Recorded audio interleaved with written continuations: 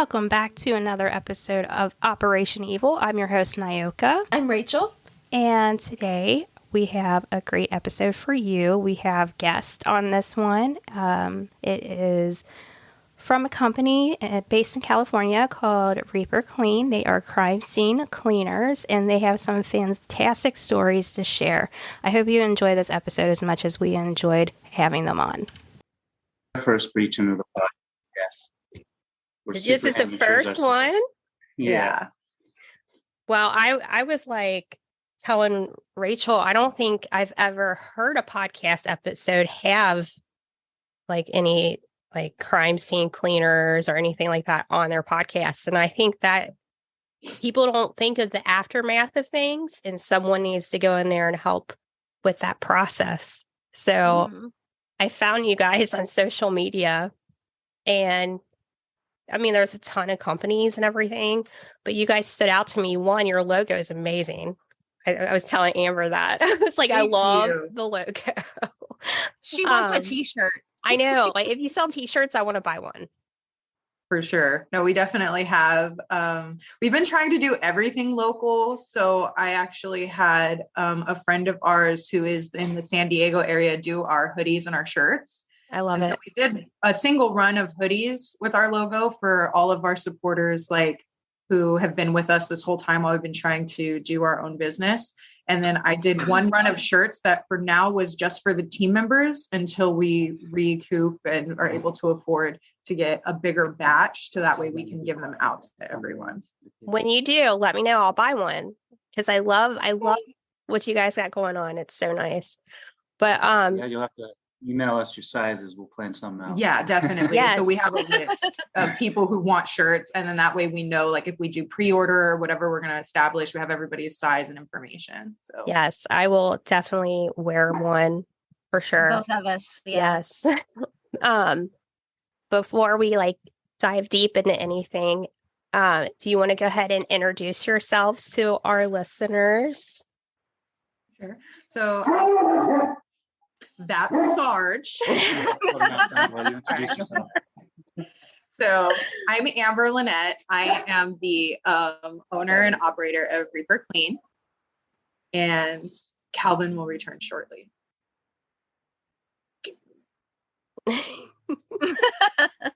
Yeah. Hi, now that the noisy dogs are away, I am Calvin. I am the operations manager over here at Reaper Clean, and I originally met Amber at one of our old companies, and we became really good buddies, and she kept talking about this idea of running her own company, doing things differently.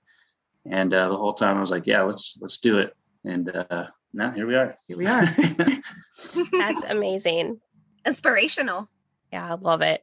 So I'm sure Rachel's probably really excited about this because we would stumble across this kind of thing on like YouTube and stuff like that. And you're like, oh, wow, I never thought of like the aftermath of things and having someone come in and take care of stuff. And I don't know, you just don't think of it. And when we're done talking at the end, I did ask some of our listeners if you could ask a crime scene cleaner anything, what would you ask? And I do have a little list of questions for you. Awesome. That should be fun. Yeah. No, that would be awesome. I love to answer questions. We're all about education here. So yeah, I do have just a handful. But you guys are in California, right? Yes. And you specialize in trauma cleaning. So that's including like homicide, suicide, hoarding, any kind of accidents. Yeah, we cover it all, even down to fecal accidents. We pretty much handle most situations. Basically, anything cleaners aren't doing or it's beyond their scope, they'll give us a call and we'll check it out. How in the world did you guys get in this field? So I originally started out as a victim services person. I graduated from UC Davis in women's studies at the bachelor's degree. And I thought I was going to be a social worker. I wanted to go in and help women and children in shelters. And that's what I was volunteering and doing at the time. I worked a crisis line in Sacramento area. And it was rewarding, the work, but at the same time, like I was not really making an adequate living because all of the opportunities that kept coming my way ended up becoming more volunteer stuff rather than sufficient being paid for work. And then I applied online because I like to write. I like to write stories and things. And one time at like 2:00 in the morning, I came across on Indeed, like the opportunity to be a crime scene cleaner. And I was like, no way, this would be such a cool. And then I applied. And suddenly I got a call the next morning. I got interviewed, and because of my crisis skills, because I'm capable of working really well with people in the midst of crisis, like I would go out with police officers, like in instances of like rape or sexual assault, like when I was a volunteer crisis counselor. And so in the world of crime scene cleanup, we have crisis in a different context. So you go onto somebody's home, and sometimes you have mom and they just lost their kid. And you have all these guys that know how to clean and do the job, but they have no idea how to talk to mom. Not a clue. So I had that skill set, and they hired me for that. And then I was able to basically kind of teach everyone in the field how to be more communicative, how to be professional, but also compassionate, which is a big part of what they were trying to do, as well as them teaching me how to do the actual deconstruction, remediation, and crime scene cleanup portion of this. And then I just became this kind of weird little space where I just come from the social services aspect of this. And then also I'm a crime scene cleaner. I actually ended up going out to Illinois and doing operations for a while and working with crime scene cleaners nationally and learning from every single one of them in different states. And then this guy ran the shop while I was out over there, came back home, and then I decided I wasn't for the corporate life, and the company was changing. I decided, I wanted to do it differently. And so that's kind of like how I got into this world. How did you get it? A lot less streamlined and logical than yours. I got out of the military in 2016, and I needed work, obviously. So when I got out and moved back to California, I started working at the SMUD power plant that's right in Sacramento. And I did that for about a year. Pay was good, the job was easy, but it didn't feel, what's a good word for it, fulfilling. It didn't feel like I was accomplishing a whole lot besides just doing work. So I just put my resume up on Indeed and LinkedIn at the time, and I didn't apply for it like she did. I just kind of got one of those emails from their, at the time, the recruiting guy. And we were on the phone the next day, set up an interview, and there really wasn't too much of a struggle to get the job. And he was like, have you ever seen a dead body up close? Have you ever cleaned up blood? Have you done anything with fecals? Absolutely not. But I've handled a lot of dangerous chemicals. I've got HAZWOP training, all this other stuff. So he's like, let's throw you in on a job. Let's get you hired, and let's just see how you go. And one of my first jobs with her was just a large-scale decomposition. And she knew that day that it was going to be a good fit for me, because we walked in, and it was a really pretty messed up scene. It was in the middle of summer. The body had been there for, I think, about 8 or 9 weeks. Different things happen at that point, especially when they're not running the AC. And I walked into that room, took a look around. It's pretty messed up. He didn't run away. Didn't run away. I walked out to the truck. I was like, I'm going to eat my sandwich. You guys call me over. And she looks at me. She goes, you can eat a sandwich after seeing that. You're going to be fine here. Yeah. So I basically became her number 2. And I watched her as she was interacting with these families and putting these jobs together, and got really good at the same thing she was good at, which was empathizing and being compassionate with the individuals we were meeting. So that kind of became my skill set, was dealing with these families. And I moved up to become the shop supervisor alongside of her. So when she left Chicago, I ran things. How long was that? That was like a year. I ran things for about a year, just me and the technicians below us. And it was a great opportunity. It was a lot of fun. As she mentioned, it is a nationwide corporation. And when you get that big and you got a board of directors and things like that, you start looking at the other aspects of what you want out of a company. And it didn't line up with what we wanted to do, more morale-wise, customer-wise, and family-wise. We thought there's a better way that we could go about it. So I started encouraging her and just building her up like, hey, we're going to do let's it. make this happen. And then when we finally left the company we were working for, she was like, yeah, I did it. It happened. You're coming with me. Yeah. That is awesome. God, I love that. I love it so much. Yeah, things change when a company gets too big, I'm sure. Yes. Yeah. So, oh my gosh, there's just so much I want to know. I feel like, no, I'm going to save the questions for the end. I'm like, do I do it now? No, I don't know. You know what? I'm just going to go ahead and ask some of the questions now because it might lead into stories for you. Yeah, let's do it. We have a couple. The first question I have is, what's the most difficult crime scene cleanup you've ever had to do?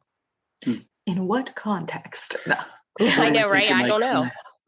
Okay, so I love this question because there's different contexts. So I have difficult jobs in terms of actual the physical work of, and then I have difficult jobs as far as like the emotional toll of like the family or the situation. So I'm gonna go into one. It was early on. This was before your time. Yeah. But it was a job that I did with a refugee family. And this was probably one of the most difficult jobs that I'd come across. And it was, I didn't know the incident at first. I was just a technician at the time. And my supervisor had gotten all the information, and we went out in the middle of the night, like it's almost 1 o'clock in the morning.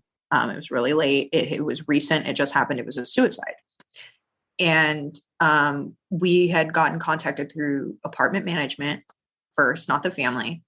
So we arrive on scene, and it's an apartment, and management is working with this family, and the story is just kind of evolving around us with the people that we're interacting with before we even go in, because the family is nowhere to be seen. But apparently it was a refugee family who had undergone a lot of different struggles, and unfortunately the eldest son had committed suicide. And it was an unknown weapon. Usually when we get the call, we ask a lot of questions about, like, so we know kind of what we're getting ourselves into, and we can kind of anticipate the equipment and things that we're going to need. And so we just kind of went in a little bit blind. And so I go in, and there is blood, just like, it's almost like a Quentin Tarantino scene. And it's weird because a lot of these real life situations don't look like this. Like sometimes you can almost see past this scene, like you see everything else before you can even see the blood. You have to get really close. But this was like, it was red. It was everywhere. And I go into the bathroom, and I found the weapon, and the weapon was a circular saw. It was a circular saw in the sink. And I remember thinking, oh, circular saws, if you're in construction or you work with power tools, you know that these things have a safety when you use them. So this individual had to actually, remove the safety to be able to even do what he did. And then, so as I'm suited up and I'm cleaning, now, mind you, this isn't any of the part that was difficult. The difficult part was mom appeared in the doorway finally. And as I am on my hands and knees, and I'm just like cutting up this carpet, and I'm doing everything. So mom suddenly, and I knew it was mom. Like you didn't have to tell me it was mom, because she is standing in the doorway, and I look up, and I'm in my respirator, and I see her, and she just falls to her knees, and she starts screaming. And it's that kind of scream that is like, you lost your baby, and it's something that, like, I've never heard it out loud before, but it was just anguish. And I was immediately just overcome with I was in awe of her, because I respected just this moment of, this is a mother, this is somebody who's really undergone so much trauma, and this is happening right now. This is, so unreal, but it is real. And it was just like, I wanted to do everything I could in that moment to assist. But it was definitely one of the hardest first, like, real interactions with the family and jobs that I had. And she also spoke a different language, and the family spoke a different language, which was another barrier. The youngest daughter was translating for us. And I was just trying to say, like, I'm going to get this cleaned up as quickly as I can. I'm so sorry. but it was definitely a job that I carried with me. And I think one of the first times that I started thinking about starting my own business, because when the price point at the end of the job, when we got to the apartment and I actually talked with the supervisor and we were looking at the price point, the numbers were outrageous. Like I couldn't imagine myself presenting that to this family and saying that this is what they have to pay because of what we just did. And it broke my heart.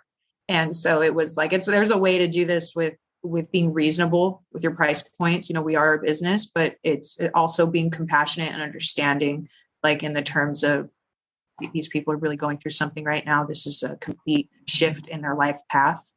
And so like, I remember that was just the biggest job, I think for me, that really, it changed me. Oh, wow.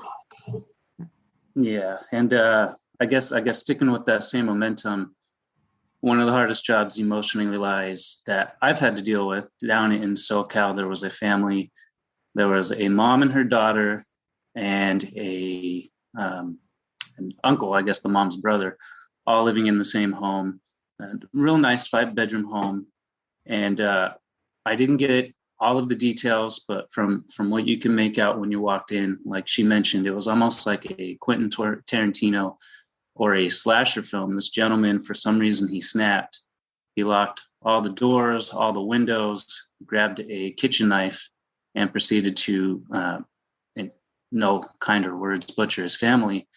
And where it was extremely hard to cope or just even see the scene was, much like in the films, you could see where they'd been attacked and they were trying to open doors and windows. There were bloody handprints everywhere. You could see where he was dragging them. They'd left marks on the walls and on the floor. And he got them both, but there was actually a third individual who showed up and he tried to chase them down. He stole the car in the driveway, proceeded to chase them, and in the process drove into a motorcyclist and ran him over. So he killed a third person. So showing up at that house, much like she mentioned, the price points get beyond unreasonable at times, especially working for these big companies. This house was covered in one of the most violent scenes that I've seen. And I had to sit down there with the husband. Hey, I understand that you've had a very hard time. Here's our bill. And when they've just processed losing not only their wife, but their daughter, and they've lost their car and their house it's basically totaled. And then you're handing them a 6-figure estimate and their heart sinks. It's like, hey, I understand things are bad. Let's make it worse. Yeah. And that was really the driving point for Amber and I. We've had too many jobs where the situation is just too traumatic, or the person that we're there with either doesn't have home insurance or the funds, and you're being forced to present these options that nobody can even pretend to accept. So you're putting these families in hardship, you're putting them in liens, or you're just walking away and saying, I'm sorry, you're going to have to leave that there. And that's just, it's not good. It doesn't sit right. Yeah, because Rachel, you brought up a good point when we were talking, and you said that you think a lot of people assume the police take care of this for some reason. Do you guys get that a lot? Like, I don't know why, but I guess people, I could see where their thinking is with that, but not at the same time. That's just sad. No, a lot of people think that it's up to the city or it's up to somebody else. Just they think someone's just going to come in after the ambulance does, not realizing that these are actually private businesses. Like one of my goals in the future is I would love to create some sort of nonprofit where we could create funds for people to be able to pay the people to be able to come in and do this, but so that way that families who can't afford this are able to be able to, get this closure and move on to their next steps of healing without having to pay for this if they can't. Because it is something that is up to, it's basically whoever owns the property is the responsible party for hiring to get this done. So if you're the property owner, sometimes the property owner is deceased, in which case we go to the next of kin. If it's owned by the city, then the city will handle it. But again, they call a vendor, they call a crime scene cleanup company or biohazard remediation specific, or they have their own internal team. Again, it just depends on the company, but at the end of the day, it's whoever owns the land, the property, or where the situation has taken place. Okay. Another person asked, well, we kind of already talked about how you got into the career, so let me move to the next one. Somebody said, what's the best blood stain cleaner? Ooh. I don't know if I can say there's a best blood stain cleaner. Generally, in our line of work, we try not to clean the blood stains. In particular, if you're talking carpet, porous material like that, we cut it out, put it in a biohazard bag and throw it away. But if you do run into those situations, for example, I did do a cleanup for a very, very rich family down in the Central Valley area, and an individual had gotten a nosebleed and went from the bathroom upstairs, downstairs, out the front door. And of course, the carpets were white, and they begged and pleaded, is there anything we can do to keep the carpets so we don't have to change them? And at the time, what we managed to make work was you got to use cold water. A lot of people mistake thinking that hot water cleans, but what you're actually doing if you use hot water is you're opening the enzymes in the blood that's in the carpet. You're opening the pores in the carpet, and you're just locking them together. So you got to use very cold water. Some kind of acid always helps. Using lemon juice is, believe it or not, fantastic for getting blood out of white. And hydrogen peroxide, you can use a combination of those, you can get the stains out. But it's not going to be perfect. There's still going to be a small, subtle amount that anyone who knows what was there, they'll know it was there. If we're on concrete, we're on a hard subfloor, anything like that, there's so many different chemicals we use, of course, from your hydrogen peroxides down to more biotic solvents that are more designed to break down the enzymes and the products and the fats that are inside the blood. What's a couple of those? You remember off the top of your head that we're using? I know we use variations of Husky cleaners. Yeah, we use like the hospital grade disinfectants and things like that. But I would say, just to keep it for the purpose of individuals, like if you're at home, you had an accident and you had a nosebleed, and it's something small, absolutely, I would suggest like the household cleaners. The high concentrate hydrogen peroxide bubbles out of concrete, and it helps bring up things. But I'm just thinking like accessible household cleaners for folks if they're really trying to get blood up. But if it's a blood that, if there was enough to saturate underneath carpet, like into the padding, cut it out. Like you have to cut it out, find the matching patch. If it's a little area or something to cover it with, if you don't want to remove your whole carpet, but definitely cut it out. But if it's just, like I said, something surface, something small, absolutely you can try and remove it. But if there's just no guarantee, depending on the color or exactly how thick the carpet is, like how it's going to look. Yeah, makes sense. Mm-hmm. This question I have is kind of interesting because a guest in the past have come across this with her story. This one is, have you ever found evidence the police didn't? And the reason why I think this is interesting is one of our guests said that like the weapon was actually like in the couch cushions or under the couch, and the police missed it when they were there, and it wasn't until like cleaners were there where this was discovered. Have you come across this ever? Definitely. Yes. So out in the Bay Area, one of those random cities, we'd gotten a call. It was myself and my backup supervisor at the time to go clean up what was presumed a suicide. It had a police report. They'd done their investigation already, and they cleared the crime scene. This individual had committed suicide in his upstairs bedroom. At the time, he was, I believe, 17 and a half, still living with his folks. And when we got in there, part of our job is we get everything off the walls. We clear everything out of cubbies and the cabinets, on the shelves. Literally everything has to be moved, cleaned, or disposed of, especially when it's a firearm. Even if you don't see residue anywhere, there's a lot of clear fluids in your head that could project. So the safest assumption is take it down, inspect, clean, and throw it away. So as we were doing that, I found a hidden little cubby in the top shelf of his closet. He basically moved a panel in his closet, and inside there was a Ziploc baggie, a old touchpad cell phone, and a note.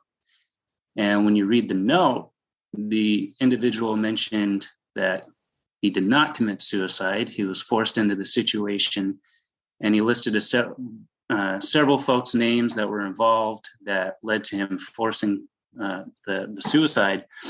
And he had a password to the phone. So at that point, a little younger, I was nosy. I typed it in. I opened the stuff up. I was like, yeah, this is a bit of a situation.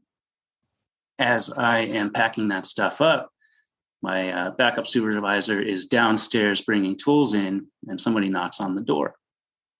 I go down there to open it up. It's another young kid about the same age as this gentleman. He shakes my hand. He tells me his name, and immediately my brain goes, hey, whoa, what's going on here? I was like, give me 1 second. And I closed the door, pulled the note up.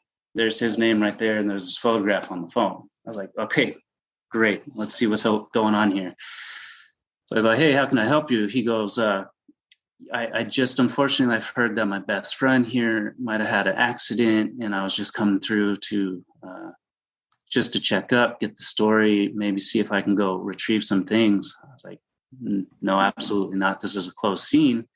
You need to back away.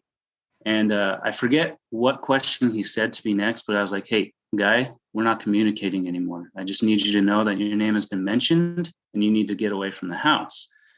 The minute he hears that, his whole demeanor changes and he kind of just power walks away. So I get on the phone with my client managers and I call up the PD.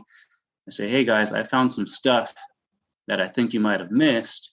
And one of the individuals that's in this note actually showed up to the home. So I think there's some strange stuff going on. We get to go ahead to continue starting to set up and at least get the bioremediation going. So as we start to get cleaned up, fast forward 30 minutes, there's another knock on the door. We go downstairs. It's two older adults, probably in their 30s, early 30s. Both of them, again, introduced themselves, and their names were also written on that note. They go, we were here with the family, and they name dropped the family. They knew the first and last name of the gentleman that owned the place. And they asked us to come through and clean up this little office area while you guys are cleaning it up in there. Is that going to be all right? So all the nice try. Yeah, all the red flags are going off. Safety wise, I'm not intervening. So I grab my backup supervisor. I say, hey, go out there in the van, close the doors and lock them. I step out front. I say, you guys go ahead, go inside, do your thing. They go inside. I close the door and I lock it behind them. At this point, I call up our client managers again and the police. And when I mention the names, they say, oh, those are our prime suspects. It's like, fantastic. They're in the house right now. And we need you guys to get out here. While I'm on the phone with them, one of the neighbors to the right of the home, and it's in a nice little cul-de-sac, very convenient location. He comes walking out. He goes, hey, I noticed these two individuals show up. The people who own this home don't want them anywhere near it. I was like, that's great. I've informed the police. They know they're not supposed to be here. They're actually suspects for this case. He's like, okay. So he takes his vehicle and parks it right at the end of the cul-de-sac to create a barrier. And his other neighbor does the same thing. He's like, we won't let them leave till the cops show up. So we're all standing there right at the sidewalk, just staring at the front door, just waiting for them to come outside. Dude's got his own weapons on him. I've got some equipment that I had next to me. And finally, like 6 or 7 squad cars show up, rolling deep, and they do the same thing. They block off the cul-de-sac. They go inside. They take away the people in handcuffs. And this real grumpy officer kind of walks up. He goes, hey, they mentioned you might have found something. I was like, yeah. So I grabbed the bag and I hand it to him. He goes, where was this? It was up in the closet in a little hidey hole. He's like, I was the one that searched that room. Might want to search a little better next time. So it was a really interesting situation because our COO at the time was in communication with me while all this stuff was happening. and he wasn't being very receptive to the dangers of the situation. And it actually led to him attempting to write me up and stuff, because I was like, I'm going to grab the sledgehammer and I'm not going to let them approach this van, especially with this mom here. And it turned into a really big situation that thankfully the police were like, no, we're glad that it happened the way it did. We were able to apprehend these guys, and they actually caught the younger kid that attempted to leave no more than, I think it was about 6 hours later. So there was a good resolution to it, but it's a great example of the detectives are good at their jobs, but they're not always going to be able to find everything, because they're not going to put that PPE on. They're not going to put on all of the necessary gear to start pushing their hands and stuff and rummaging around. So sometimes things get missed. That's a scary situation.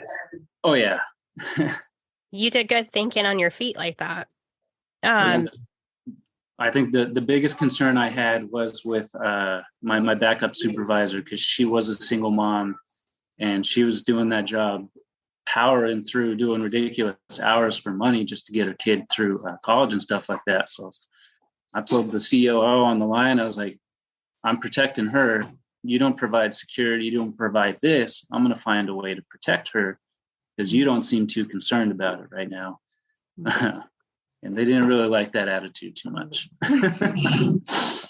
Good for you, though. That you stood your ground. Yeah. We had to do a lot of that. Yeah. That takes some guts for them to keep coming back to the crime scene. You never think that something like that is going to happen until it does. And you kind of flabbergasted. Like, they were just nonchalantly in the house, ignoring us all outside. It's like, what did you think was going to happen? I already took the note that you're looking for.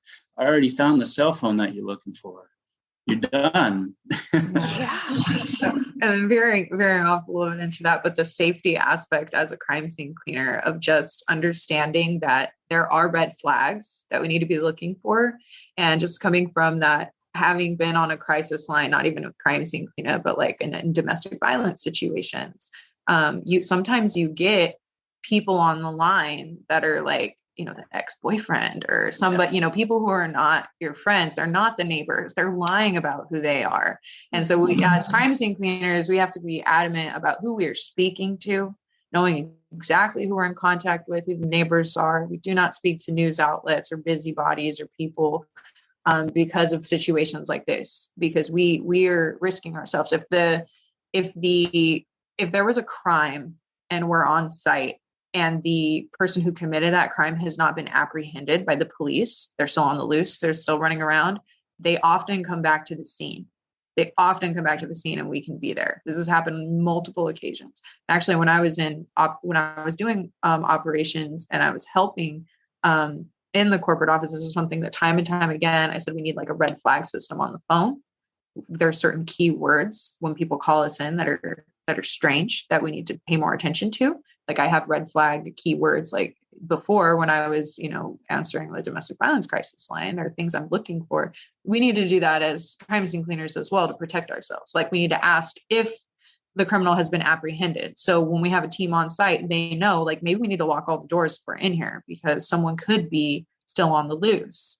Like, we need to make sure that we're doing all of the proper procedures of mitigating hazard from an operational standpoint, as well as on the scene.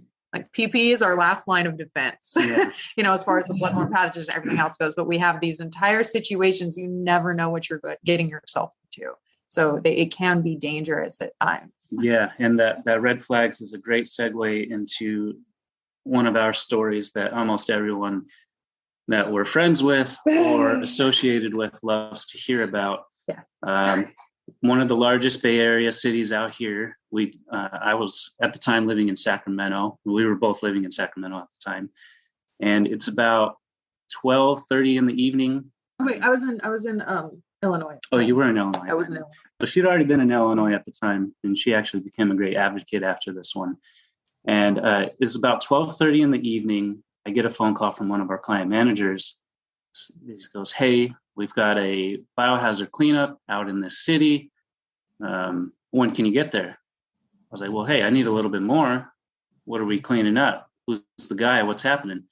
He goes, I don't know his name. I was like, did you ask? He's like, he wouldn't tell me. Okay. What are we cleaning up? He says, he wouldn't tell me. I was like, okay, great. Red flag. Okay. And then I go, what time frame is this gentleman looking for? And he goes, in his own words, he said he would really like if someone could come between the hours of 1 and 4 and get it done. I was like, cool. So there's a lot of things right now that I'm hearing from you that I don't like. I'm not going to go on this job. I'm not going to send my team on this job. And he got a little angry because at the time, these client managers, they actually received bonuses based off of the value of the cleanup we've done. So when it sounds like a big case, they get a little excited because they're going to get a big chunk of whatever we sell. So he got angry. He goes, listen, I told you that you have a job. You need to go do it. And he mistakenly thought that we were subordinate supervisor, but we were actually equals. So I was like, it's not happening. You missed a lot of red flags. I'm not getting up and driving 2 hours into the city to deal with something that doesn't logically make sense. So he goes, okay, I'm going to talk to the COO about it. I was like, fantastic. You can have him call me if you think he'll disagree. So I hang up the phone. I don't get any callbacks, which means he was kind of full of it. He didn't go talk to anybody. What he did is he secretly called my backup supervisor and told her a different story. Someday we'll have to get her on this to kind of fill in some of the blanks. But he gives her and our other gentleman a different story. And at the time, she was a new mom. How long ago had she had her baby? About 2 months? Yeah. 2 months? Yeah, no, she was, she had, yeah, because what was that? We were there at the hospital. Mm-hmm. This was probably about, I would say around 3 So months. she's about 3 months out of having her baby, still jobbing it up because she needs the cash, and it surprisingly pays fairly well. He told her this completely different sob story, and he got her and my other gentleman out there, and they show up at about 3 a.m, park the van, and the way the town's set up, they're parked kind of in an alley, and the front door of the home's in the alley.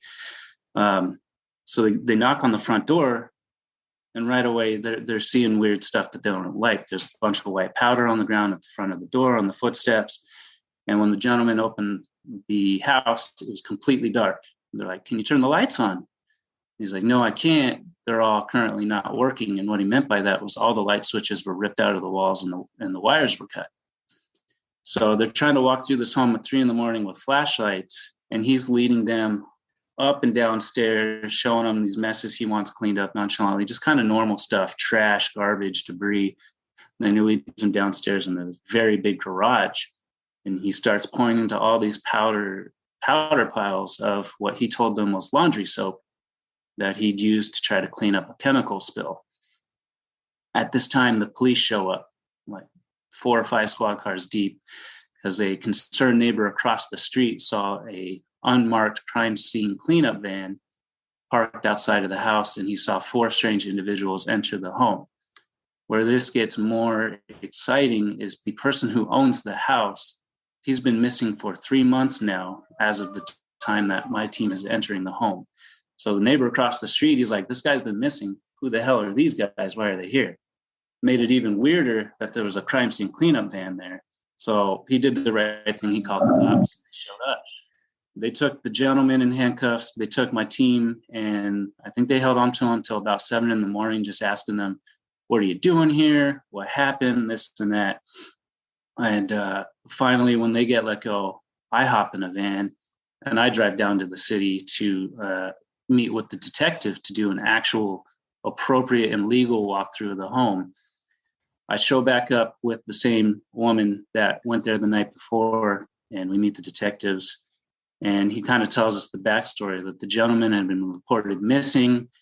He was a very friendly guy. He was operating a bar, and he would take in homeless folks and vagrants that were very kind to him, and he would give them a home and a place to stay so they could get up on their feet and get new jobs. Unfortunately, he took in the wrong gentleman, who proceeded to murder him, rack up his credit cards, live in his house, and was out joyriding around town in his BMW. Not exactly the most subtle crime committed. And as we were walking through with the detectives, we learned that the person there with my backup supervisor was the person who committed the crime. So due to a lack of proper vetting and red flags, our team was inside a darkened home at 3 a.m. with somebody who just committed murder. Very easy to Google this crime scene if you want to. Just the biggest thing you got to look up is when the detectives were there the next day as we're walking through the garage. In the back side of the garage was a utility room that was also considered a guest room. And this gentleman had taken wood and basically built a makeshift wall in front of that room. So we didn't see it. Our team didn't know it was there. Pitch black, they can't see anything. So when we're there with the detectives and the forensics team, they actually found this wall. They ripped it down. And inside that room, they found the homeowner's body inside a 60-gallon fish tank, submerged in a vat of acid. And he was trying to do what he saw in the movies, and it doesn't exactly work that way.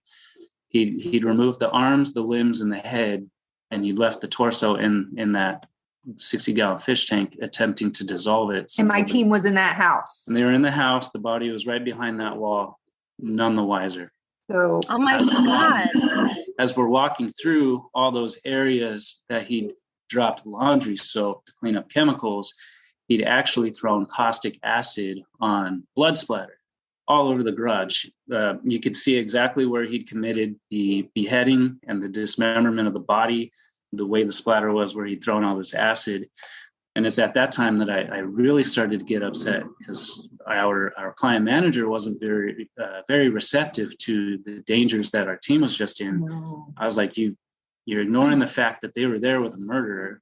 They were told that laundry soap was the chemical that they were cleaning up.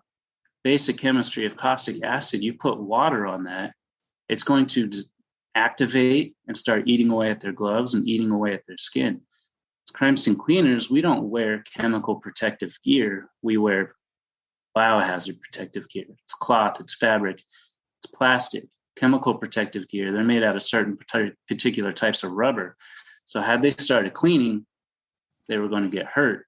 So there's a dramatic amount of things went wrong on this job that the company we were with really tried to brush under the rug. And fortunately, at the time, we received not only the recording from the original phone call, so we knew what the gentleman was saying, but while we were out here investigating on our own, trying to get the situation fixed in an appropriate manner, over there in Chicago at the main offices where she was at the time, they actually had the audacity to give this gentleman an award for helping apprehend a criminal. Are you kidding me? No. So I'm in the corporate office, right? And at about between like the hours of 4 a.m. and 7 a.m., like when they arrest the person and backup supervisors on the scene, and you were headed out to the scene, I get a call from that client manager, angry with this one for having refused and going, I'm trying to catch a murderer right now. It's going to be, what are you talking about?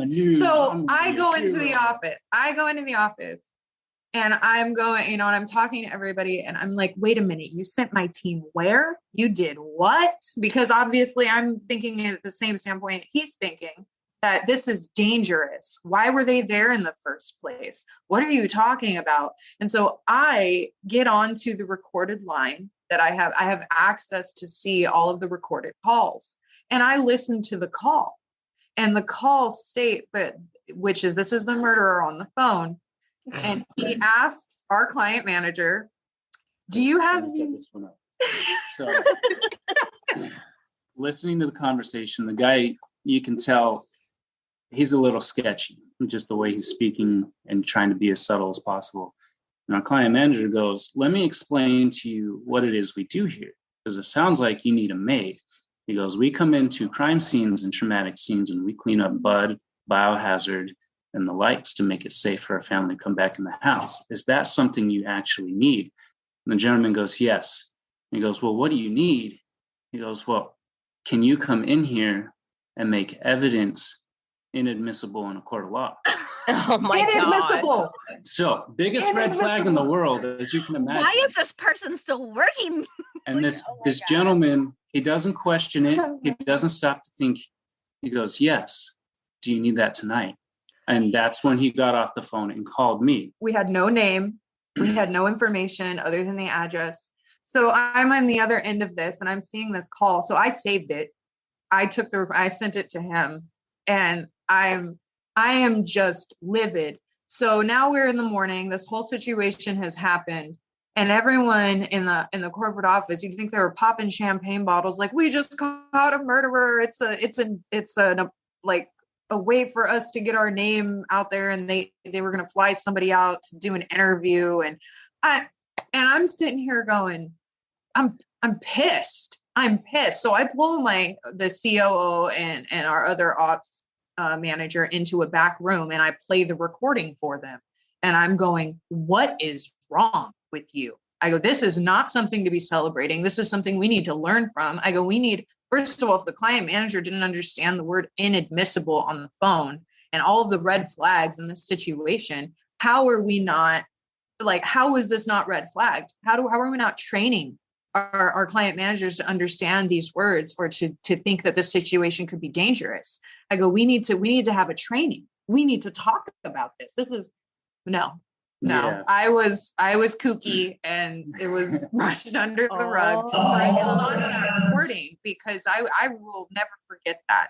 And, like I said, in the terms of trying to keep my team safe, as far as what we can do on the ground to, everything to keep each other safe. But there are precautions that we can take from an administrative level. We should have never been there in the first place. We should have contacted the police in the first place. If we were going to plan to go out there, we should have had the police with us in the first place. There are different things that we can do to ensure safety. And that is definitely, these, and then also coming out of, this is my team, the people I physically work with, like, a new mom, and just people that I love and care for, that are also this is my little family. And I'm miles away from them. And everyone in this office is just celebrating that they endangered their lives. But they're thinking about it from a different, they're not thinking about it like this. And I'm just like, that was when I just ethically, I realized how completely unaligned I was. And I was like, we have to do something different. We can't do this. Like, this is too big. This is a completely corporate environment that is thinking about this in terms of numbers and like news activity and exposure, rather than the safety of my team or how we should be looking at this. And it really disturbed me. It really deeply disturbed me, because not one person in that office thought it was on the same page as I was. And it kept from there, because at that point we'd had multiple safety violations or safety issues. From a team perspective, I had a homeless man attempt to light a field on fire that I was working in, all sorts of crazy stuff going on. So we started to become very loud advocates against the company, saying, you need to hire security, you need to find a way to ensure we're safe, this, that, and the other. And they refused. They would not take a step, and they wouldn't do anything to ensure the safety of our crew. So out here in California, legally, you are allowed to have in your pocket a knife that's no more than 3 inches long, nice little fold-up knife. You can have the switchblades. On your hip, you can have any length knife you want, as long as it's on a holster attached to your belt. So since none of our team had firearms or concealed carry training, we all started having knives on our hips and in our pockets. And instead of opening the door for a conversation, the company we were with took that in stride as, okay, now our teams are going out there with weapons with intent to harm people. And it became a witch hunt against our entire shop. They did everything imaginable to try to find a way to either fire, remove, or write up, because we were so defiant and so against the current way that things were going. We wouldn't show up to certain places. We would brandish weapons. We'd do all this stuff. And just because they're a corporation and it's written in a rule book somewhere, they couldn't possibly remove themselves from how it was to look at it a different perspective. It was just, that's policy. That's how they wrote it. And this is how you're going to do it. I don't care about California law. I don't care about this. We're a Chicago company. And it actually did wind up leading to my termination from that company because they didn't like that I carried a knife on my hip. Is really, really, really weird, which is kind of bred the way we're doing things at Reaper Clean. We learned so much about what can be going wrong when your only aspect out of this is profit. Profit should be the second aspect that you focus on in the industry like this. Your first focus should be remediating for the family. They need that closure and they need to move on. When your sole focus is profit, you're setting up more scenarios where you're showing up and saying, bye, good luck, take care of it, instead of, all right, we'll be here in an hour to get it done. Yeah, they put you guys in bad spots. That's not okay. Yeah. And I can't believe an actual murderer called a crime scene cleanup to clean up his crime scene. That's kind of funny. Like, yeah, what? Never would have expected something like that. I would say there's definitely a mental issue here in a lot of these situations. That's why I say red flags are apparent on the phone line. You get some crazies, and you have to be careful because we could be walking right into something. And there was some point of trying to hide or skirt the truth. The company we were with, the original news articles and the original news video, because when we came out of that house the next day, they had cameras everywhere. So I was on the news, my team was on the news, and they were broadcasting our names, our faces, telling the whole story. Fast forward 3 months, the company's not mentioned. They've completely edited out all the footage of us.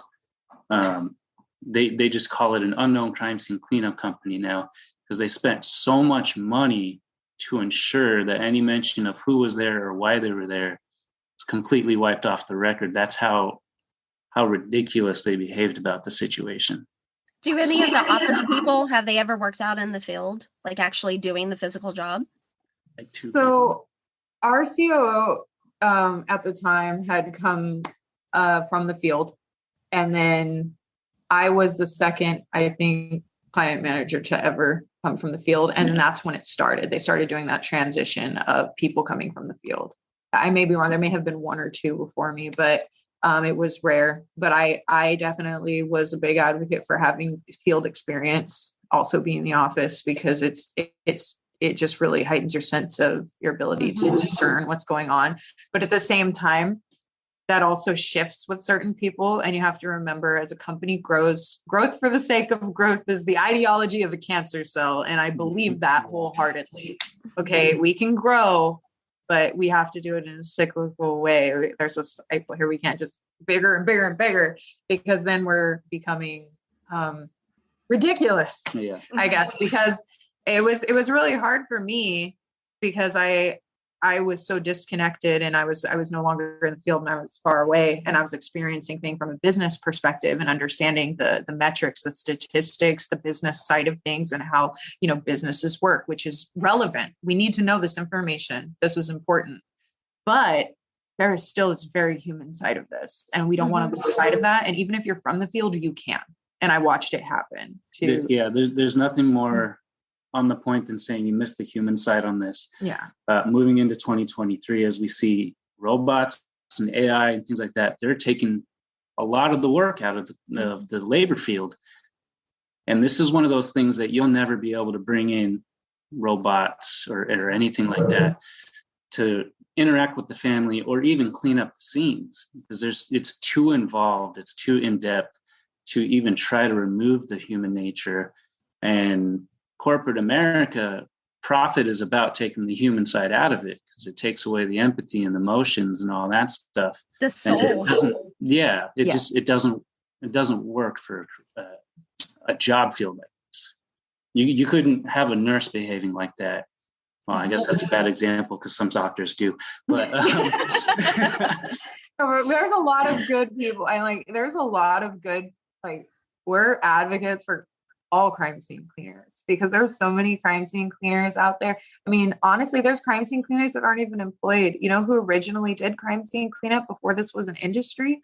Families, churches. People would go, something happened in the community. And, this is a very human experience. These are, sometimes families do this themselves. So we're advocates for all crime scene cleaners, whether you're with a big company or you're just like us. but we just like to talk about safety, and we like to talk about the work that we actually do in these stories to learn something from them, because we're I don't want my team in the same house as a murderer at the exact same time. Like, it's these moments where you realize like how close this really is to you when you're on site.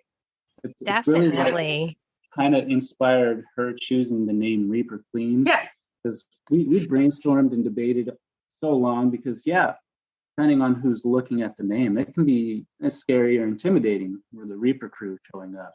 But it starts the conversation immediately. We're targeting a completely different age group, to be frank, really. A lot of the older folks who are owning homes, they're moving on, they're passing away, or they're going into hospice, things like that. A lot of our age group, the millennials, the generation before us, they're the ones owning homes. They're the ones having these traumas now. And we're the ones we're taking care of finding these that Mm-hmm. Reaper Clean in particular as a name, it gets them to go, hey, wait, what is that? Why are you doing this? That's a bit of a scary name. And it allows us to approach them and say, well, death isn't taboo anymore. And we want Oh my gosh. This was one of our questions. You're answering Oh, okay. it. Oh, ask the question. Ask it. That's our biggest thing is right now, especially in America, death is very taboo still. People don't like to acknowledge it. They don't like to talk about it because The they're aftermath. so afraid of the end of our lives. And if you start acknowledging and talking about it, you're embracing your mortality, and it makes people feel a certain Talking about death does not make you dead, just like talking about sex does not make you pregnant. Exactly. So Exactly. that's kind of our philosophy, and it really works out whenever we're doing jobs. A lot of people our age or younger, they'll be like, I'm absolutely in love with your name. And we go, why? Because you're direct. You're not beating around the bush. Out here in California, a lot of these companies out here, they either have the same name, Pro or Master on the end, or their company name doesn't touch on the fact that they're doing any kind of trauma or crime scene cleanup. And when they're presenting, they avoid certain keywords, they avoid talking in a certain way.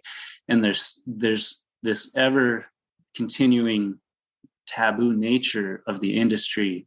And we're trying to break out and change that, much like some of these people on TikTok and YouTube I'm sure you've come across, who are also documenting their crime scene adventures. They're showing what it actually looks like inside, what they're dealing with. Some of them don't do it in a very courteous or professional way, but it's nice. We're getting a bit of a revolution around death, which is something we need. There's a lot of cultures and nations who embrace death. They embrace the celebration of moving on. And us moving that way, it could change just the way people behave. Yeah. No, definitely. Death positivity. I like Caitlin Dottie, if you follow her, for the like green burials and just different ideas about death, and the way that we do these things are important. And so we're definitely, I think, part of that. We're part of that movement. So let's talk about it. And then I also think that because we're so down to earth, like you two, like we're not scary. No, not at all. And we're so, I think we're easy to talk to and easy to, I get young people calling all the time, like, hey, I'm interested in being a crime scene cleaner. Can you help me? Sure. Let me ask as many questions as you want. I'll talk to you, versus calling other big companies who they don't even give them the time of day, or they're, the lingo and the way they approach it is a little intimidating and scary. We don't want to be that way. We want to make sure that we give everybody an opportunity to learn. Yeah. And I love how you asked me. She asked me like, how'd you find us? How did you do it? And your name and your logo. And then I looked into how involved I noticed you're so involved in your community and everything. And I was like, I felt like I could easily reach out to you. And you did, and you reached right back out. So that was great. Sorry, Rachel, go ahead. No, you're good. I just get so excited. I feel like that, with talking about death and the aftermath and stuff, I don't know, I'm not for sure how old you guys are, but Nyoka, I'm 40 something, but it was always taught to us, it is scary. And, I think some people, when they see everything for themselves, they don't get so scared of it. And I have watched crime scene cleaning videos, and I'm like, oh, okay, this happens. You're exposed. It's like exposure therapy in a way. In a sense, yeah. Exposure is the easiest way to prepare mentally instead of hiding from it. Yeah. So we just actually did an estimate for a decomposition situation. And it was really interesting because my customer was actually states away, connected to the family here.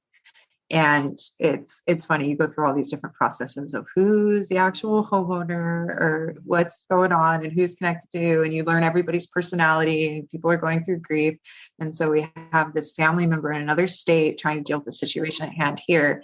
And she was, I think, in her late 50s. And she was asking me all of these questions. And she was very, very curious about decomposition and such, and asked if I could send her the pictures that I had taken when I had gone in. And I was like, are you sure you would like to see these pictures? But this is my customer. This is what she wants. Okay, send them to her. And so she asked this question. And she was like, why is there so much blood? Or why is this like this? And she goes, I don't understand. And I could tell she was kind of thinking like, is this an actual crime scene? Like, why does this person look this way? And well, not the person, but the what was left. Yeah. And so I was able to message her and go, hi, so this is the process of decomposition. Like, and so, you know, when blood settles in a body and it goes, gravity pulls it down, and then we have enzymes breaking down and seepage, and there's like 5 stages to decomposition. And I was able to kind of explain it and say, so this is why it looks like this. And this is why it is. This is actually very common. I go, even though it's ugly, it's not pretty, it's a little intimidating, it's scary to see. I go, this is actually very common and there's no reason to worry. And then she was like, oh, thank you. The way you said it, it like made so much sense scientifically. And she was like, and now I understand. She's like, it did calm my nerves because I was starting to think that maybe this person was murdered. It looked horrendous. Yeah. And it's like when you give birth, it's so like gross. Yeah. I don't know. And everybody talks about it like, oh, like it's so beautiful. Moment. Yeah. You know, and of course it is, but it's also ugly. It's also, you know, moms like going through it. Yeah. And you just everything, you know, there's, but it's life. It is beautiful though. It is beautiful because it's life, right? And so with every life comes a death, and death is beautiful in and of itself with the process. But because we're not exposed to it, and you know the smells and the you know the activity of life around it, dealing with bacteria and bugs and things like that, you know, this is just like if think about like a flower wilting in your garden. We're human beings. We wilt the same way, except we're full of fluid.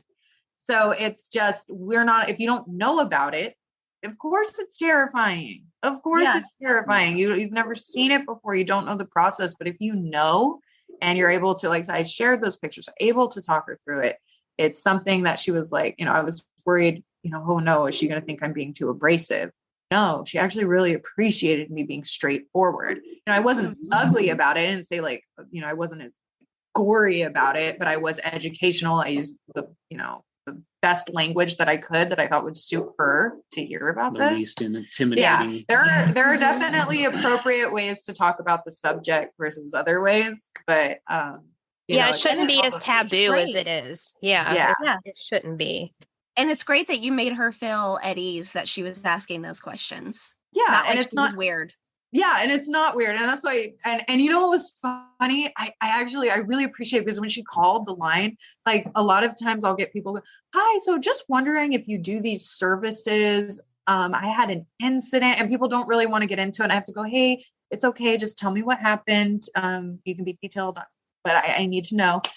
She called me and she was like, okay, so they found him and the body was black and it was everywhere. And I was just like, this is exactly what I need to know. Thank you so much for just getting right into it, you know. But she was able to do that because she took, so I asked her, so, hey, how'd you find it? She goes, oh, well, we saw your Google reviews and we saw your name and we knew immediately what you did.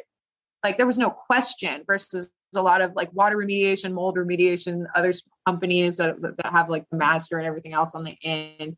Like, and she was like, a lot of them, she just had no idea where to even go or what to do, or if they even did this service. But when she saw us, she was like, yeah, I had no hesitancy. I knew what you guys did. Yeah. It's a great sense of It's really nice. A great sense of mind to past and potential customers. She said, besides the one nationalized company that we both worked for, all of the California local companies they aren't biohazard remediation companies. They're fire, water, mold remediation companies that also do bio on the side. So they have jack of all trades who are going into these with less than efficient training, less than efficient tools and PPE, and they'll leave a job site that might not necessarily be in a state that needs to be released. So that's something that we get to approach. We're not multi-focusing. Yeah, we do this. We have our one point, and that's what we're giving you. That way, when we come in and we leave, there's no question about the quality of what you have. Your home is safe. Everything is good for you to come back. You're not going to find stuff after we leave. You're not going to be surprised. I think it really does help to have a focused view in this kind of line of work.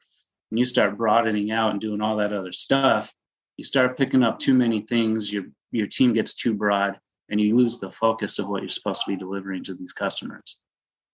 Absolutely. That makes sense. Mm-hmm. Another question I have, and then I know Rachel's got a couple for you too. Somebody asked, have you ever gotten sick while cleaning up a crime scene and had to leave the room and come back later? I'm going to say no to that one. Okay. And yes, because I've never been grossed out when it comes to blood, trauma, decompositions, or anything like that. However, I do have my one vice that I don't deal with very well, and it is fecal material. Working for those other companies, a lot of them being major nationwide companies, they get a lot of calls from these businesses that have transitional housing or low-income residents and things like that.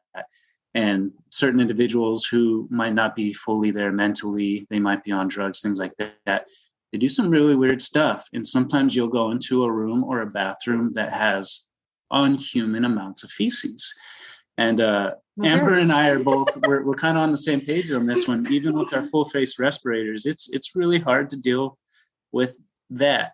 And thankfully, we have technicians with us that we can get into doing that stuff. You're gonna love this. So crime scene cleaners are just like you, where we have things that we can deal with, but we have the one thing that we'll do, but we don't like it. Yeah. So I have one team member who hates maggots, can't stand maggots. We'll do anything else. We can't do maggots. She actually prefers to do feces over maggots. So I'm like, cool, because feces is not my favorite. Yeah. So I will do vomit. I will do blood. I'll do all of it. I will not do feces. I mean, I will, but yeah. That's the one where even with my full face respirator, I'm going. But here's the thing too, when you're in another world too. Like when you actually, if you ever have an opportunity to just PPE and just put your mask on and gloves and cover yourself, put the hood on, and you're a little more protected. So I'm not usually, if I'm not wearing PPE and there's roaches, I'm like, roaches. But if I'm wearing PPE, I don't even stop. It's fine. Like, I don't worry about it. But it's funny when you put PPE on versus not having it, you kind of change, your mindset changes a little bit. You feel like an astronaut, like nothing can really touch you. Yes. So I hate spiders. I don't kill them. I respect them. But I did a cross-base job, and with the suit on, I felt like a superhero because down there in the cross-base, there were thousands of widows and wolf spiders and oh my god, 3 big ones out here, and they'd be crawling all over me. I'd be like, this is cool, I'm not worried about it. Switch that around. If I don't have a suit on, I'm like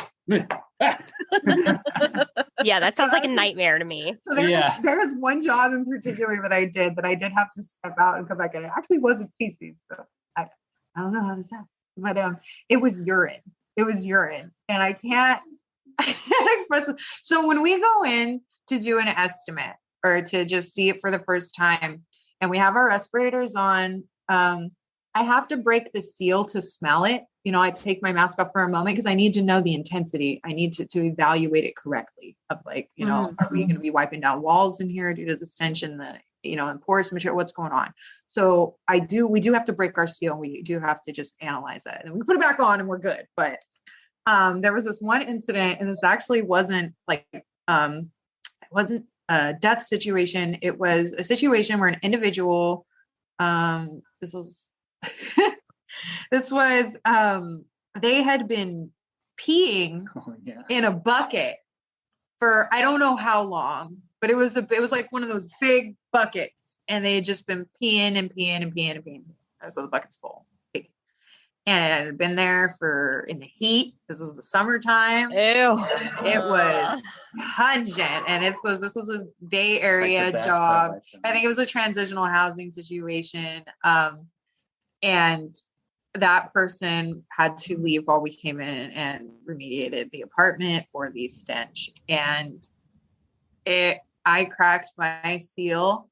And that urine was so pungent. Like, I mean, it would rival other decomposition smells that I've been on site. I was just like, and I had to run out. I had to, even putting the mask I had to on, get myself together. And I'm like, am I losing it? Am I losing my touch? Am I just not capable anymore? And then my other teammates are going in there and they're coming out. They're like, no, it's not you. It's fucking. Oh my gosh. It was an honor to be able to just seal that into a bag and never deal with it ever again, put it in a bin, never deal with it again. Like, I was so glad to get rid of that for the neighbors and that person. Hopefully they heal and are able to utilize the restroom after this. So I remember specifically, and I just think it's so funny that it was urine rather than anything else that I actually ran out for. And I did. I was in my suit. I was like a blueberry.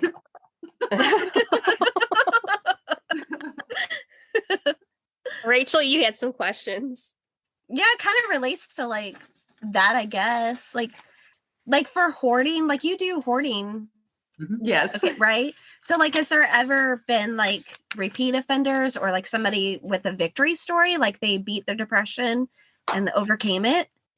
I have one of those. I do. And this one was actually with Reaper Clean. It was one of the first hoarding situations we did as Reaper Clean. And it was a hoarding situation, but also not. So let me explain this. So COVID, right? Age of COVID. Mm-hmm.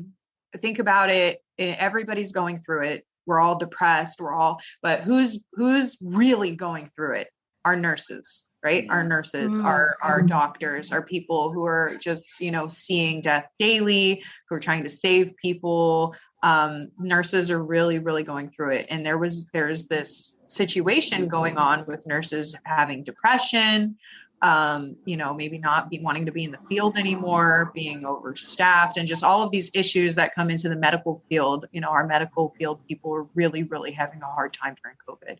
Now, so this customer was actually the sister is the person who called, and she asked us if we could potentially help her sister because she had gone into her apartment without her knowing, and it was awful. And she could only describe it as hoarding, and her sister is not like this at all.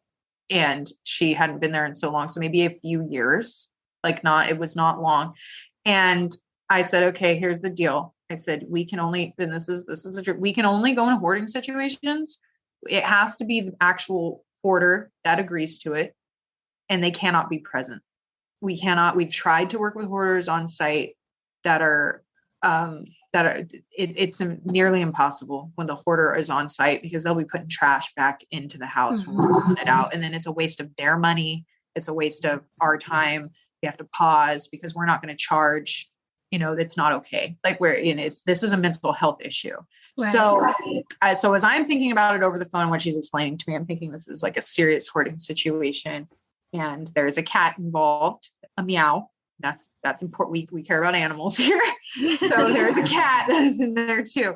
And I said, so you have to call your sister. You have to tell her, you have to break it to her. You have to tell her, you have to tell her, you have to tell her you love her. You guys got to do what you got to do, but she's got to be out of the situation. And it also turned out that she had a drinking issue. And so I said, it sounds like she needs rehabilitation. It sounds like she needs help. It sounds like you're a very good sister who really cares about her, and let her know that we don't judge. We can come and look and analyze and see what's going on. We can give an estimate, and we can talk about the factual situation at hand and what we need to do. I go, but you have to tell her. I can't just work for you, and she can't, you have to approach it holistically. So she actually called me back a few days later and had her sister on the line, and I talked to her and I just said, we're here to help you, not judge you.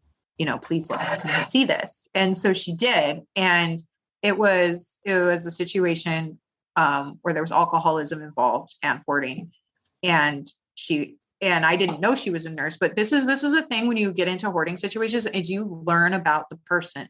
You learn about everything. You find their receipts, you find their clothes, you find their food, you know what they eat, you know who they are, because the things they buy, like, you learn about this person. And so as we're going through all of this, like, you know, and we're not being nosy going through her stuff. This is just, we're human. It comes across us as we're making sure we're keeping her valuables, but we're throwing away the trash. So, you know, there is discerning. We are reading things. We are making sure, like, okay, this is important paperwork. And I find, you know, this is just advertisement mail. This is a bill. Yeah, these are the nurse. So she was a nurse or is a nurse. And then I'm seeing the trend. Like, we're finding vodka bottle after vodka bottle after vodka bottle. And then all of her, you know, her licensure, her nursing paperwork and all of this stuff. And it's painting this story. And suddenly I'm realizing this is not a hoarder. This is someone who is depressed, someone who is who gave up. She just gave up. She's not actually a hoarder. It's a hoarding situation, but she is not the mental, this is a different illness that she is struggling with. And so we got down to, and this is an apartment, so we have to be careful. So we can't touch the structure. So we're pulling out all of that. We probably had over 200 vodka bottles that were like, and we rented a U-Haul because we don't want the neighbors to know. You know, we want to be very discreet about this for the family. So we have a U-Haul, and then we put all these bottles in these huge plastic bins. Kind of think of like the big bins from Costco, like the plastic ones. And so that way we can haul them away without anyone seeing them. And we're putting them into the back of the U-Haul. We're putting just black trash bags, so no one, you know. So it looks like we bagged everything up over a couple of days, and then one day we had a U-Haul, and then we put everything in within a couple of hours, and we're out. So that way, you know, it's really discreet for the family. But we were able to put her apartment back together. We found the kitty. He was giant. His name was Teddy Bear. And I know I'm not supposed to say names, but the cat is a teddy bear, and he was giant. He was like huge. He was okay, but he had been going potty in the same place for a very long time. And I think he was very, very happy to have a new place to potty. Yeah. So we were able to do what we could, but we were able to also set her place up a little bit afterwards. We were able to, like, you know, I put welcome home on her refrigerator with the magnets, and we were able to set up some things just so she could have, you know, something to come back to. And then her sister went in there and bought her new furniture and, you know, really made the apartment look brand new. I had no idea how we were going to make this apartment look brand new. I knew we were going to empty it and make it so she could start fresh, but we were really trying to add a few little touches because we knew this person was really struggling with depression mentally. And so the sister actually took a picture of us after cleaning, so her sister could know who her heroes were. And we were like, oh, you know, and so we took a picture, and her sister actually came back, I think, after rehabilitation, went to her apartment, and I think she's getting her life back together. And she actually wrote us a letter, a little thank you card, all those like angels. I think I have it on my Instagram. One of the letters that's shared, if you look at yeah, I think I have the Google reviews, and if you can see the letter that she wrote us. And it was just like, yeah, I cried. I would have too. Yeah, you know, you're making me tear up now. We love butterflies too. I kept finding all these butterflies. So as a final gift, we left a gift basket from the Bath and Body Works with like the little butterfly soaps and butterfly themed stuff for her. And I really hope to this day that she's still continuing on that path of recovery. It was really nice for us to be able to do something where she could start her life again, because she was in a place that was obviously dark, and she had helped a lot of people and had not been able to help herself. And who knows what she went through. But it was just crazy because we thought it was a hoarding situation, and it turned out it actually wasn't. Like the work was hoarding, but she was not actually a hoarder. She was just somebody who gave up. So, yeah, what a good sister too. And that was a shining example. Like they're seeing more death than they ever imagined they would as a hospital worker. And for those 2 years, a lot of people weren't looking at the nurses. They weren't offering them the support for the 20-hour days they were working, bagging people up. So yeah, she's a great example. She got a shining beacon of light somewhere that hopefully she fixated on, and she's doing really well now, especially now that we've kind of ramped down the COVID deaths and the COVID spreading. We're all hopeful that she's still doing really good now. Yeah. Yeah. It takes people like you to give people that oomph to start. Mm-hmm. Yeah, definitely I call them fresh start cleanups. I get to. So we have situations sometimes we're not necessarily going to call them hoarding situations. They got out of hand. So a lot of times you have individuals who maybe they just went through a really like broke their hip, or some huge medical issue just happened. Maybe they have cancer, maybe they don't have the right care support anymore, and they've let the trash go for 6 months, or they haven't been able to get out of bed because they're depressed. And they're so ashamed to call for help, and they don't know. And, they get a maid service. Maid's like, oh no, we're not doing this. Mm-hmm. So they can call us. And even though it's not necessarily biohazardous, we're still gonna try and help this person and be able to clean these things. That was actually the first job as Reaper Clean, as our own business, was another person calling in for a friend who had just undergone a severe medical issue and had again kind of given up trying to care for themselves over the course of 6 or 7 months, and their apartment had gotten out of hand. And I was able to go in and clean that apartment from top to bottom, and not necessarily biohazard, but still, I would say gross filth enough that it definitely required our services. And she was able to go back in and start fresh and be able to get that appropriate care for someone to continue to come in there and clean up a little bit for them after the fact. But it's really nice to be able to do that for people who are struggling medically with depression, or even veterans, people, because a lot of times we fall off. I've been there where my house is a complete like pigsty, and it's like, oh my gosh, like how did I let it get this bad? And then there's situations where people go beyond that, and it gets worse because they're really, really going through it. And like I said, not necessarily biohazard, not necessarily hoarding, but we're kind of getting there. So you can still contact us for those things, because we definitely want to make sure that people don't get there, because another side of what we do is prevention. Yeah. Like we don't want to see suicide. We don't want to see, depression get worse. We don't want to see, kids overdosing. Like we want to make sure like we're doing our part to educate, to get into these situations and talk about this stuff. So that way we're seeing less of these jobs, because there are other jobs that we're more willing to do. I love everything you guys stand for. Speaking of kids, and I saw this when I was snooping through your social media stuff, learning more and more about you guys. I saw a post, I don't know, it's something about a school shooting in 2018 that you had to clean up for. So I didn't have to clean that. It was one of my teammates. It was a team. Which shooting was that? Was it Parkland? Was it the Florida one? Yeah, it was. I'm sorry, there have been so many school shootings. Oh wow. Can't remember the name of it. Sandy Hook? Was that? No. It wasn't Sandy Hook. It was. Oh my gosh, I can't remember. I remember I went to Washington to protest because Ariana Grande was there and she was talking about it, and everybody, not because of Ariana Grande, but right. No, I got you. It was the one in Florida. Was that I know it was we had all the activist kids, and I think it was it Parkland? It was all the students that became activists about school shooting. And so basically I think you're right, it was Parkland. Yeah, sorry, I don't have my phone in front of me. Sandy Hook, wasn't it? Yeah, I'm sorry, there's just been so many. I just take a moment. There's been so many school shootings that teams have been responding to. And I didn't respond to this one, but I almost did. I got called by our COO and was asked to be on standby, or I offered to go because they were on pause out there and something was going on.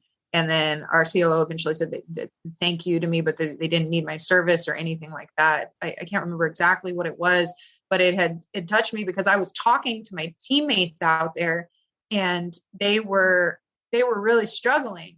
And the situation at hand was also kind of, there was an ongoing investigation. So there were certain areas that they couldn't clean, and then they were currently cleaning like a certain building.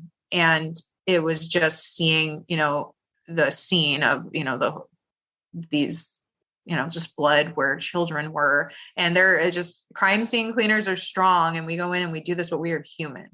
Like, this is awful. We don't want these jobs. We don't want to see this. We want to be here. We want to clean them. We want to help.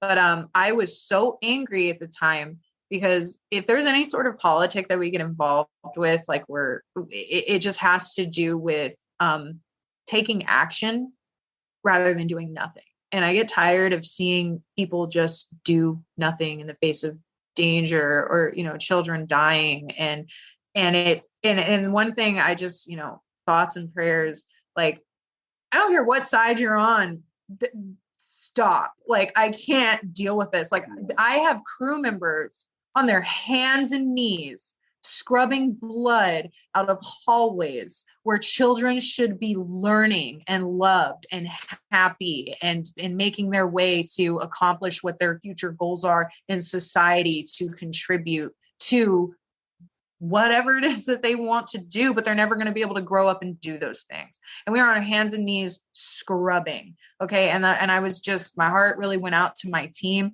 So I actually flew out to Washington. I participated in that protest. And I was just really upset that there were so many opinions, but nothing was being done. And I go, until I think politicians, or until people really get on there, go shake hands with, go talk to that family, not just shake hands with them for a photo op, but like, go talk to them, ask them who their children were, talk about, what they think need to be done. Get on your hands and knees and start scrubbing this blood. If you're someone that just wants to ignore it, then, why don't you get over here and clean it yourself, and then go and tell that mom. Because how many times have we had to go tell dad, we have to talk to them about the loss. We have to present these big price points. We have to go and explain this in the hardest moment of somebody's life. And it's humbling doing it over and over again. It never gets any easier. And it really makes you frustrated when people just try and create extreme simplicity of, I'll pray for you. Okay, bye. Right. It really just irritates me. And when I see so many people trying, and I see these, and that's when I get, when a school shooting happens, I get a phone call of younger people asking me, hey, crime scene cleanup looks like something that helps people. How do I do this? I've gotten multiple phone calls like that, because younger people are trying to figure out their place in the world and how to help, because nothing else is being done. So at least they can do something after the fact. And I go, we don't need, I don't want after the fact. We should be doing something beforehand. But of course, we do, these things happen here. This is the reality of the situation. And we do need to be cleaning up after the fact. And we want to be able to support those families and have, wish them safety and wellness after, on their healing journey after this.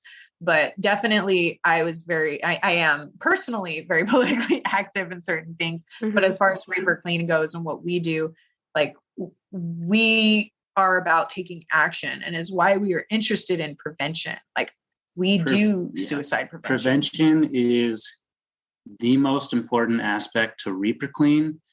As you mentioned, with those teams doing those cleanups, something we saw with the big company we worked for, there is not much attention given to the actual people in the fields with their hands inside these messes. There's not a whole lot of attention to how they're doing mentally. You're on an hour 120 in the work week, and all you've seen every single day is some of the most traumatic stuff in the world. And there is a very big disconnect with a lot of these companies in making sure that their employees are in the right place to be doing this work. And it takes a very personal aspect for us, because one of our other backup supervisors, who we both become really good friends with, he was another vet. He was in the Army. I was in the Air Force. So we bonded over this stuff. And he's kind of a quiet guy. So when we got him opening and bonding, it was a different type of friendship. And unfortunately, due to the pressures of the company and ignoring just the well-being of their employees, he wound up taking his own life. And it affected the team dramatically when it happened, and it still does every single day right now. So we want to prevent, as much as possible, anyone taking their own life, because we don't want to clean it. We don't want to have to talk. We don't want to have to explain. We don't want to have to remediate something that could have been avoided. So yeah, we get out there, we do the marches for suicide awareness. We go out and protest where necessary because things have to change somehow. And we don't know how yet, but somebody's got to keep raising their voice in the hopes that we want to be active, and we want to talk about this. We've lost friends, we've lost family. We know what this is like to be on the other end of this. And that's why it's not just, we want to talk about mental health. We want to talk about, things that we want to talk about support groups. Like right now, I've looked up different local support groups for grief in the Fresno area. So that way, if we're going to tabling events and we're talking about this and someone has experienced a suicide or someone has lost their child to overdose or someone has gone through like losing their child in a school or thinking that they were in a safe environment and something happened. It doesn't matter how it happened, but something happened and they've lost somebody. I want to be able to give them the resource after the fact so they can go retrieve that healing or that help. And of course, I would love for different organizations who are part of grief support and healing, if they want to reach out to us and work with us on those things, like we're open to listen because we got to figure this out, because definitely politically I feel like there's a lot of nothing being done. Speaking of, is it okay to share your social media, Facebook, Instagram, TikTok, all that stuff so people can get a hold of you? Okay. Awesome. Absolutely. I'll definitely be doing that. I think I've watched all your TikToks too, by the way. I love the questions you were answering on there and stuff. They were really good. So I just started the TikTok. I'm not very social media savvy, but we're going to start doing more of that. And the reason that we weren't on social media, I think actually that was like one of the first TikTok videos, was because I was trying to figure out how we were going to do our social media presence, because everybody is doing it differently as far as crime scene cleaners go on TikTok. And I want to be educational, but I also want to respect the privacy of our customers. Mm-hmm. And like I said, I don't want like gore or people to be looking at us just to get that, the clickbait kind of, we just want to see gross stuff. Yeah, like you can go somewhere else for that. Go to 4chan, go wherever. Like we want to share about suicide prevention. We want to be educational. I definitely do have before and afters, and I feel like if it pertains to the service and it's super invasive, that like we're okay with doing that too. Just so that way, if somebody really needs biohazard remediation, they can see our capability, of course.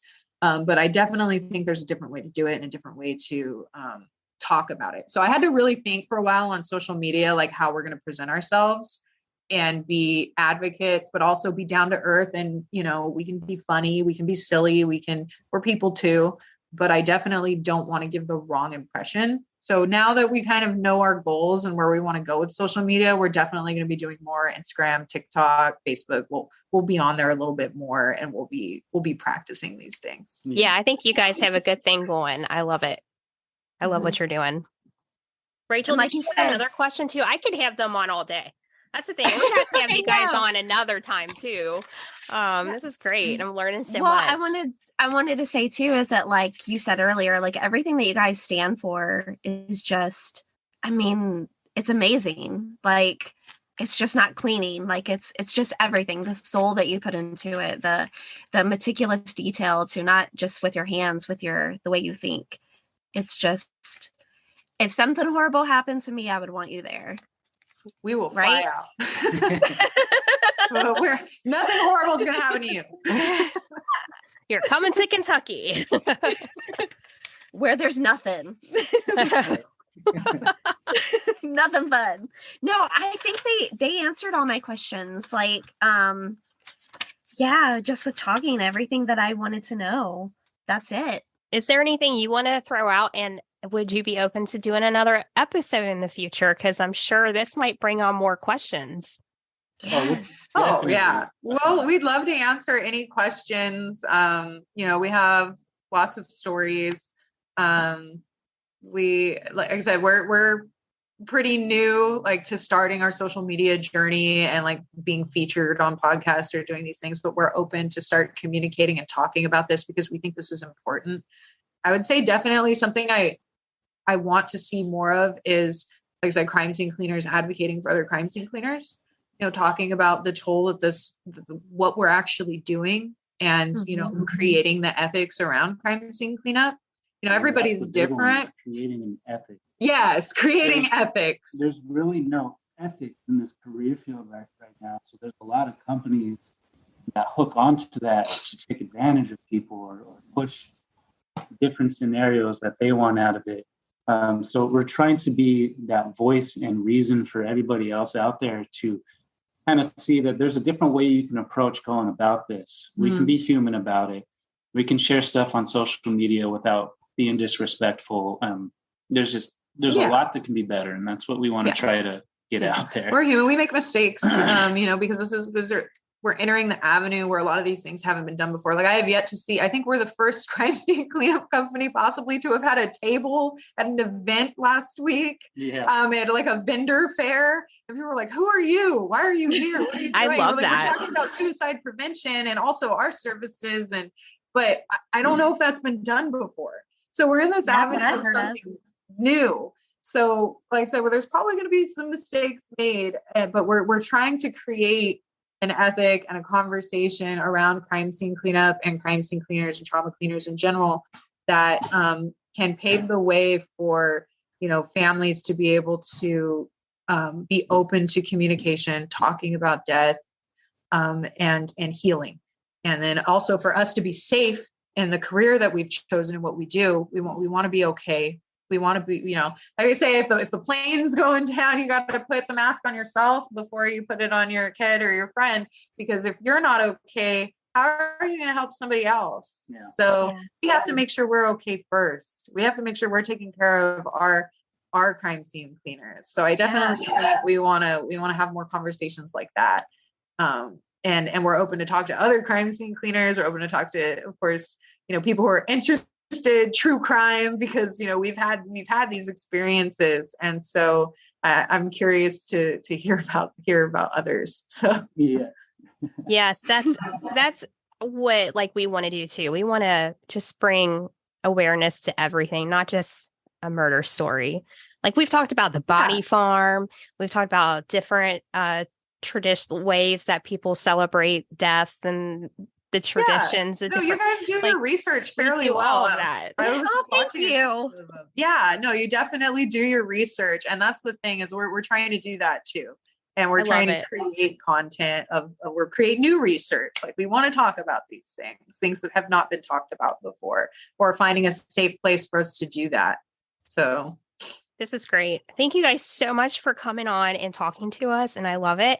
And how about you guys just fly out here and hang out with us? I would love that. Yes, but I won't get on a plane. I will have to drive. I'll see you in a couple days. Fair enough. She's so scared of planes. I want to go on a scene. I want to go on a scene with you guys. See if I can help.